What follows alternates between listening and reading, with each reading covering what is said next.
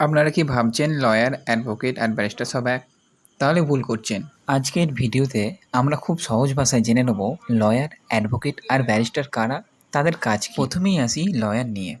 যখন কোনো ব্যক্তি ভারতবর্ষের কোনো বিশ্ববিদ্যালয় থেকে ৩ বা ৫ বছরের এলএলবি ডিগ্রি অর্জন করে তখন তাকে লয়ার বলে।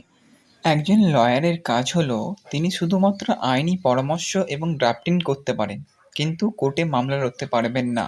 এবার আসি ব্যারিস্টারের কথায়। যদি কোনো ব্যক্তি ইউকে বা সাউথ আফ্রিকা দেশের আইনি কলেজ থেকে এলএলবি ডিগ্রি নেন, তখন তাকে আমরা বলবো ব্যারিস্টার। এবার যদি ভাবি একজন ব্যারিস্টারের কাজ কি, তাহলে একজন লয়ার যে কাজ করতে পারে একজন ব্যারিস্টার ঠিক সেই কাজগুলিই করতে পারে। সবচেয়ে গুরুত্বপূর্ণ হলো অ্যাডভোকেট।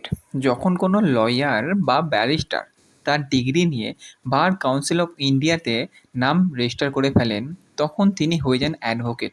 একজন অ্যাডভোকেট আইনি পরামর্শ দিতে পারেন, ড্রাফটিং করতে পারেন এবং সবচেয়ে বড় কথা হলো কোর্টে মামলা লড়তে পারবেন।